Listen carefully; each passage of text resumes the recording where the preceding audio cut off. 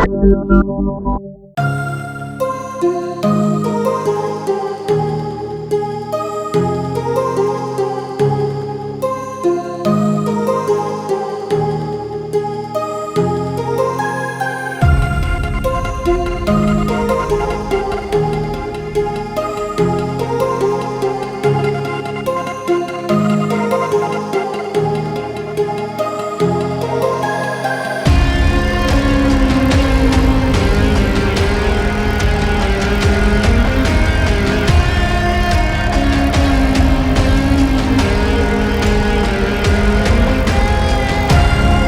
తరగతి మార్కుల ప్రపంచం సృష్టించిన శ్రీ విజయసాయి ప్రిన్సిపల్ అయిన శ్రీ కృష్ణమోహన్ గారితో ఉన్నాము.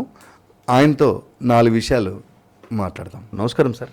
నమస్కారం అండి. అందరికీ వందనం, అభివందనం. మా పూర్వ విద్యార్థులకు, వారి తల్లిదండ్రులకు, అలాగే మా శ్రేయోభిలాషులకు, మమ్మల్ని భుజం తట్టి ప్రోత్సహించే మా తల్లిదండ్రులకు, మా అధ్యాపక సిబ్బందికి అందరికీ పేరు పేరున ధన్యవాదాలు, వందనాలు తెలుపుకుంటున్నానండి. సార్, ఈ అకాడమిక్ ఇయర్కి గాను చరిత్ర సృష్టించినట్టే చెప్పుకోవచ్చు సార్. శ్రీ విజయసాయి స్కూల్ 414 మందికి 414 మంది 500కు పైగానే మొత్తం పాస్ కావడమే కాకుండా 500కు పైగానే మార్కులు సాధించి 584 నుంచి 500 పైగానే మార్కులు సాధించడం అనేది చిన్నగా తీసుకునే విషయం కాదు సార్. ఎట్లా సాధ్యమైంది అంటారు సార్? అంటే 414కి 500 రాలేదండి, 203. అంటే ప్రతి ఇద్దరు విద్యార్థులలో ఒక విద్యార్థికి 500 పైగా రావటం. దీనికి మెయిన్ తల్లిదండ్రుల యొక్క సహకారం అండి. మనం ఏ టైంకి స్కూల్ పెట్టినా పిల్లల్ని పంపించారు వాళ్ళు. అలాగే పిల్లలు కూడా చాలా చక్కగా మేము ఇచ్చిన ప్రణాళికని వాళ్ళు చాలా చక్కగా దాన్ని చదవటం, ఉపయోగించడం జరిగింది. వీటన్నిటికీ ముఖ్యంగా మా ఉపాధ్యాయులు వాళ్ళు నాకు ఎల్లవేళలా అన్ని విషయాల్లో అండదండగా ఉండి సహకారం అందించినందుకు, హయ్యెస్ట్ మార్కులు 584 వచ్చినా 584 ఇద్దరికి, 583 ముగ్గురికి, 582 ఇద్దరికి, 581 ఇద్దరికి, 580 ఇద్దరికి, 57 ఇట్లా ప్రతి మార్కుకి ఇద్దరు విద్యార్థులను యావరేజ్ రిజల్ట్ చాలా చక్కగా రావటం, సబ్జెక్ట్ వైజ్ అత్యధిక మార్కులు కూడా మంచిగా రావటం, టోటల్గా 100కు 100% ఉత్తీర్ణత సాధించడం, ఇదంతా మాకు సహకరించినటువంటి ఉపాధ్యాయుల కృషి, తల్లిదండ్రుల యొక్క సహకారం అండి. 10th క్లాస్ పోర్షనే కాకుండా ఐఐటి పోర్షనే అనుకున్నా, జీపీఏ పోర్షన్ అనుకున్నా విద్యార్థులకు ఏ విధంగా యూజ్ అవుతుంది సార్? యాక్చువల్గా విద్యార్థులకు ఇవాళ కాంపిటేటివ్ ఎరానండి. మార్కులు రావటం ఎంత గొప్ప, కాంపిటేటివ్ ఎగ్జామినేషన్స్లో వాళ్ళు నిలబడటం కూడా అంతకన్నా గొప్ప విషయం. దానికి నిజామాబాద్ జిల్లాలోనే మేము గర్వంగా చెప్తున్నాం కదండి. 2006లోనే రామయ్య గారి యొక్క ప్రోద్బలమైనటువంటి స్పేస్ ఆర్గనైజేషన్ ద్వారా మేము ఐఐటి ఫౌండేషన్ కోర్సును స్థాపించి, ఆ తర్వాత మా ఓన్ మెటీరియల్ మేము ఒకటి ప్రిపేర్ చేయించుకొని పిల్లలకి దాంతో కోచింగ్ ఇవ్వటం, ఆ కోచింగ్ తీసుకుని విద్యార్థులు ఇవాళ చాలామంది అటు నీట్లోనూ ఇటు ఐఐటీస్లోనూ ర్యాంక్ సాధించడం నిజంగా మాకు ఎంతో అదృష్టంగా భావిస్తున్నాను. ఆ విద్యార్థులకి అభినందనలు కూడా తెలియజేస్తున్నానండి. ఇంత ఉత్తమంగా విద్యార్థులు మార్కులు తీసుకురావడానికి ఎలాంటి ప్రణాళిక రూపొందించి వాళ్ళకు చదువు? దీంట్లో మెయిన్ సిలబస్ అనేది మనం పూర్తి చేయడమే కాకుండా రివిజన్ చేయించడం, ఆ రివిజన్ ప్రకారంగా ఎగ్జామినేషన్స్ పెట్టడం, తర్వాత టోటల్ సిలబస్కి ఎగ్జామినేషన్ పెట్టడం, ఇది మనం సబ్జెక్ట్ ప్రకారంగా తరగతి ప్రకారంగా అయితే. అది ఐఐటీలో అయితే ఏమవుతుందంటేనండి, every week examination, BITS examination, IIT తరాల ఎగ్జామినేషన్స్, ఒక సెక్షన్ ఐఐటి సెక్షన్ ఉంటే రిమైనింగ్ సెక్షన్స్ని వాళ్ళని ఆ స్థాయికి తీసుకెళ్ళిన వాళ్ళని కూడా మేము సపరేట్గా మెటీరియల్ ఇచ్చి వాళ్ళకు కూడా బిట్స్ ఎగ్జామినేషన్స్ పెడుతూ వాళ్ళను కూడా ఆ స్థాయికి తీసుకురావడానికి మేము చాలా ప్రణాళికంగా వర్క్ చేస్తున్నాం. దీనికి అన్నిటికీ కారణం మా అధ్యాపకులు. సార్, విద్యార్థులు ఈ కాలంలో ఎలా ఉంటే వాళ్ళ భవిష్యత్తు మంచిగా ఉంటుంది అంటారు? అసలు టోటల్గా రండి, ఇవాళ మొన్న మీరు చూశారు, ఒక ప్రధానోపాధ్యాయుడు అసెంబ్లీలో కాళ్ళ పెట్టడం, ఒక లేడీ హెచ్ఎం పిల్లల యొక్క క్రాఫ్ట్ గురించి దాని గురించి మాట్లాడటం నిజంగా విపరీతమైన ధోరణి అండి. ఆ హెయిర్ కటింగ్స్ అది చూస్తే ఈ పిల్లవాడు చదువుకుంటున్నాడా లేకపోతే ఏదన్నా దేనికి వస్తున్నాడో తెలియదు. ఇంతకుముందు ఆడపిల్లలు చాలా చక్కగా మంచి సాంప్రదాయం దుస్తులతో వచ్చేవాళ్ళండి. ఇవాళ నేను ఎన్నిసార్లు మీటింగ్ పెట్టిన మా పిల్లలు తిడతాను. మనం సాంప్రదాయ దుస్తులతో రాకపోతే భవిష్యత్తులో చాలా కష్టాలు పడతారని చెప్పి తల్లిదండ్రులకు చెప్పాను, విద్యార్థులతో చెప్తాను. ఇవన్నీ మనం మారితే జనరేషన్ మార్పు కాదండి, తల్లిదండ్రుల మార్పు. తల్లిదండ్రులు వాళ్ళని పిల్లలకి అతిగారాభం చేయడం వలన ఇట్లా చేస్తున్నారు. అందుకని తల్లిదండ్రులందరికీ ఇట్లా చెబుతున్న క్షమించి మీరు మన పిల్లల యొక్క భవిష్యత్తు కోసం, వాళ్ళ యొక్క క్రమశిక్షణ కోసం, వాళ్ళ హెయిర్ స్టైల్ని జాగ్రత్తగా చూసుకుంటారని, వాళ్ళ దుస్తులను కూడా జాగ్రత్తగా మీరు మంచిగా ఉండే విధంగా ఇంట్లో చూసి పంపిస్తారని చెప్పి మీకు అందరినీ పేరు పేరున నేను ప్రార్థిస్తున్నానండి. Sir, Shri Vijayasai high school నిజామాబాద్లోని బోధన్ కాన్స్టిట్యున్సీలో ఒకటే ఉంది, ఒక బ్రాంచే ఉంది.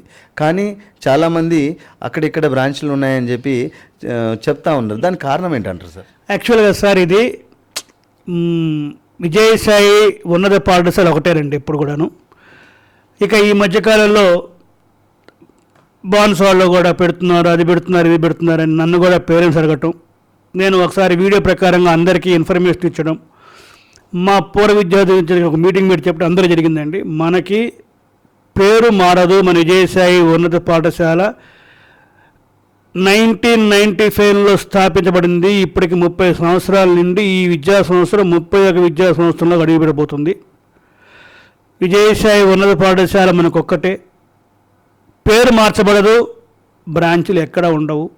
మీరు దయచేసి దీన్ని గమనించవలసిందిగా అందరినీ పేరు పేరున రిక్వెస్ట్ చేస్తున్నాను.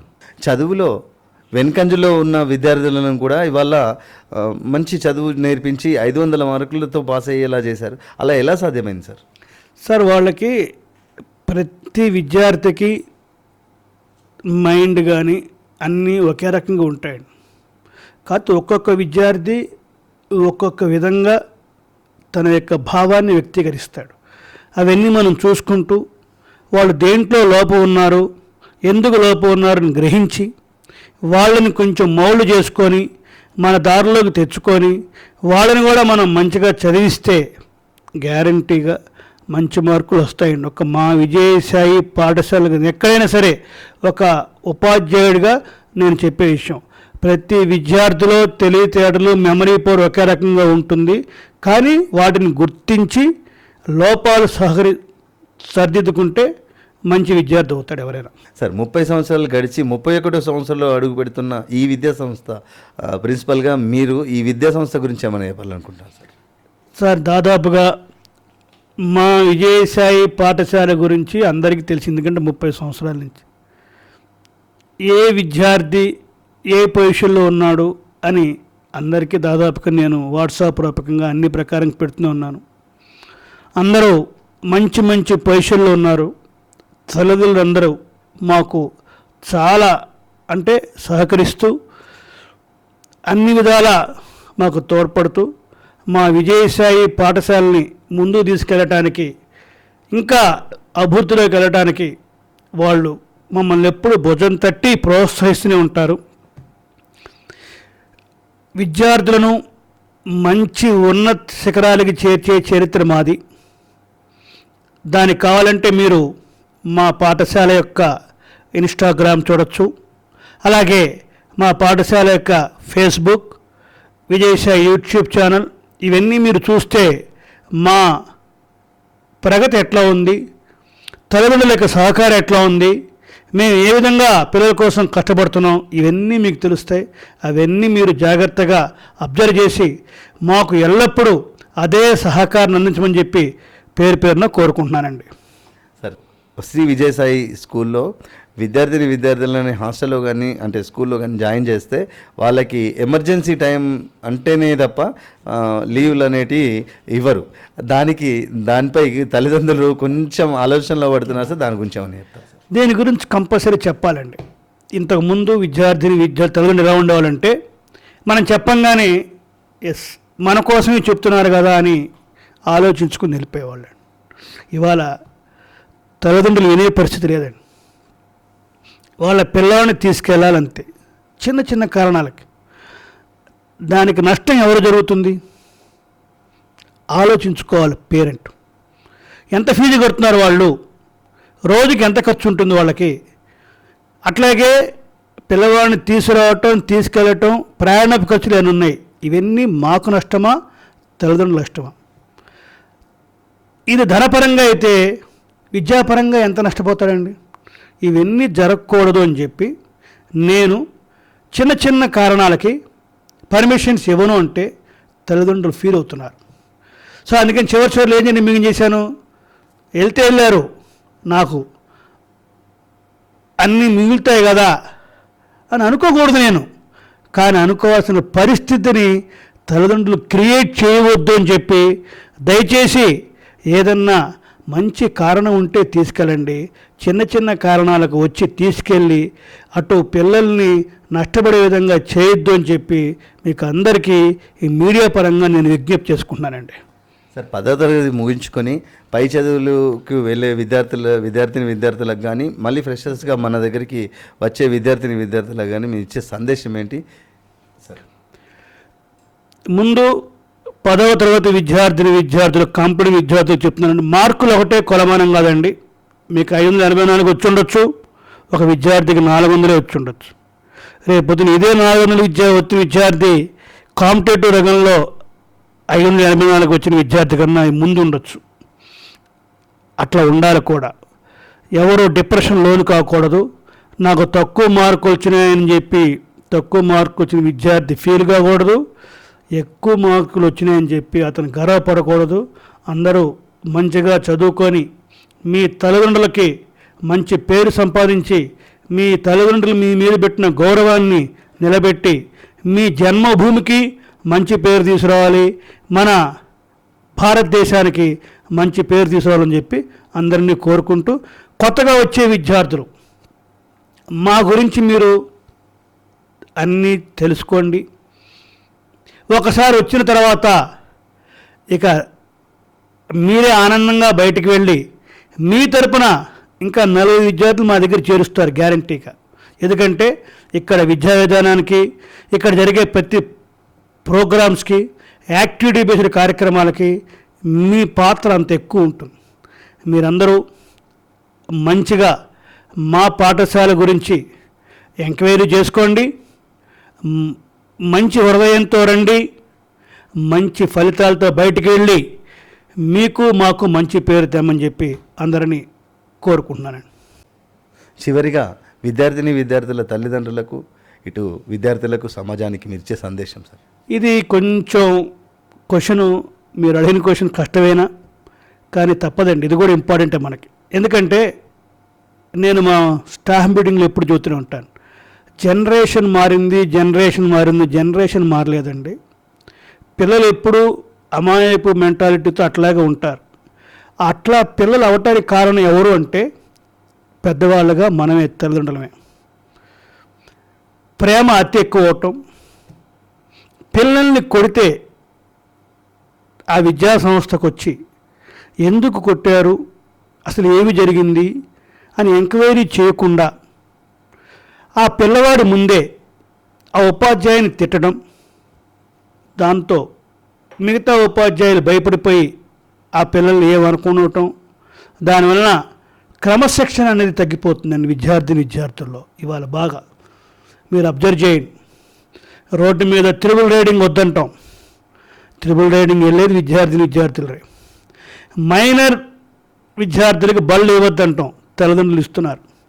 ఇవన్నీ తల్లిదండ్రులుగా మనం కొన్ని మారి పిల్లల యొక్క భవిష్యత్తు కోసం మనం కొంచెం నిర్ణయాలు తీసుకొని మిమ్మల్ని రిక్వెస్ట్ చేస్తుంది. ఎందుకంటే నేను మా విద్యార్థిని తల్లిదండ్రులు వస్తుంది ఒకటే అన్నా, మిమ్మల్ని కొడితే దండిస్తే మీ తల్లిదండ్రులు స్కూల్కి వెళ్ళి అడిగారా అంటే లేదు సార్ అనేవాళ్ళు. మరి మీరెందుకు వస్తున్నారు సార్ అంటే వాళ్ళ దగ్గర సమాధానం ఉండేది కాదు. అంటే మీ తల్లిదండ్రులకి మీ మీద ప్రేమ లేదా సార్, మీకే మీ పిల్లలకి ఎక్కువ ప్రేమ సార్ అని అడిగితే కూడా సమాధానం లేదు. దయచేసి తల్లిదండ్రులందరూ ప్రేమ ఉండాలి, తప్పదు.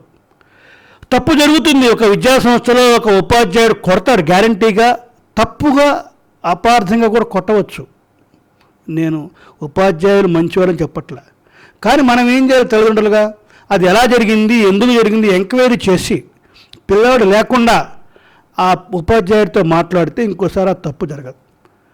ఆ పిల్లాడి ముందే ఉపాధ్యాయుడిని తిట్టారనుకోండి, ఉపాధ్యాయుడికి ఏం కాదు, పిల్లవాడి భవిష్యత్తు దెబ్బతింటుందని మీ అందరికీ చెప్తూ, ఇలా చెప్పారని అనిదా భావించకుండా తల్లిదండ్రులందరూ మీ పిల్లల కోసం కొంచెం వాళ్ళ భవిష్యత్తు కోసం మీరు కూడా క్రమశిక్షణకి మంచిగా సహకరిస్తారని, ఒక విజయశాయిలో కాదు ఏ పాఠశాలలో చేర్చినా ఏ కళాశాలలో చేర్చినా ఈ కార్యక్రమాలన్నీ మీరు కూడా మనసులో పెట్టుకోవాలని చెప్పి, నన్ను అన్యదా భావించకుండా తిట్టుకోకుండా నాకు సహకరించాలని చెప్పి అందరినీ పేరు పేరున ప్రార్థిస్తూ మీ కృష్ణమోహన్.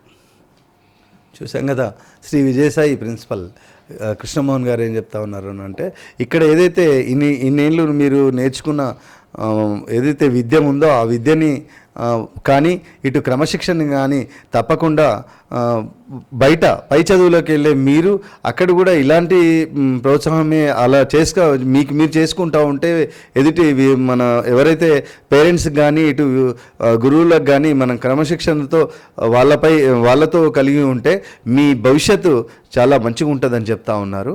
చూస్తూనే ఉండండి చట్టం టీవీ.